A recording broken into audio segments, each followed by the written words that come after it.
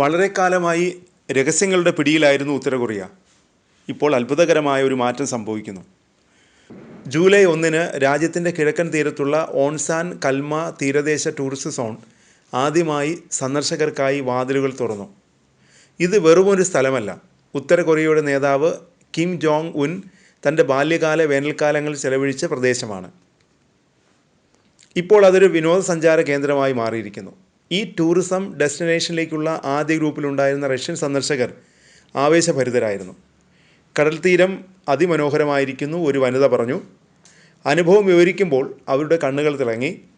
Russian വിദേശകാര്യമന്ത്രി Sergey ലാവ്റോവിൻ്റെ സന്ദർശനം മൂലമുണ്ടായ കർശനമായ നിയമങ്ങളും ഒരു ദിവസത്തെ കാലതാമസം ഉണ്ടായിരുന്നിട്ടും ഗ്രൂപ്പിന് ആവേശം നഷ്ടപ്പെട്ടിട്ടില്ല.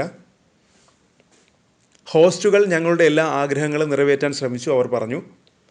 എന്നാൽ സന്ദർശകരെ കർശനമായി നിയന്ത്രിക്കുന്ന ഉത്തര കൊറിയ എന്തിനാണ് ഈ റിസോർട്ട് തുറക്കുന്നത്? ഉത്തര കൊറിയൻ വിദഗ്ധനായ ആന്ദ്രേ ലാങ്കോവിൻ്റെ അഭിപ്രായത്തിൽ ഉത്തരം ലളിതമാണ്. പണം തന്നെയാണ്. അവർക്ക് വലിയ മൂല്യമുള്ള വിദേശ കറൻസി, ഡോളർ, യൂറോ, റൂബിൾ ഇതൊക്കെ ആവശ്യമാണ്, അദ്ദേഹം വിശദീകരിച്ചു. കോവിഡ് മഹാമാരിക്ക് മുമ്പ് പ്രതിവർഷം 2 ലക്ഷം ചൈനീസ് ടൂറിസ്റ്റുകൾ വടക്കൻ കൊറിയയിലേക്ക് ഒഴുകിയെത്തി. രാജ്യത്തിൻ്റെ ഖജനാവ് നിറച്ചു. ഇപ്പോൾ മാസം 300 മുതൽ 500 വരെ റഷ്യൻ ടൂറിസ്റ്റുകൾ മാത്രമാണ് ബുക്കിംഗ് നടത്തുന്നത്. പഴയ തിരക്കിൻ്റെ ഒരു തുണ്ടു മാത്രം. ഓൺസാൻ കൽമ റിസോർട്ട് പണത്തിൻ്റെ ഒഴുക്ക് തിരികെ കൊണ്ടുവരാനുള്ള പുതിയ നീക്കമാണ്. ലോകോത്തര കടൽ തീരവും ഉയർന്ന നിലവാരമുള്ള താമസ സൗകര്യങ്ങളും സ്വാദിഷ്ടമായ ഭക്ഷണം എന്നിവയുമായി ലോക നിലവാരമുള്ള ഒരു റിസോർട്ട് പരിമിതികൾ നേരിടുന്ന ഈ രാജ്യം എങ്ങനെയാണ് സൃഷ്ടിച്ചത്?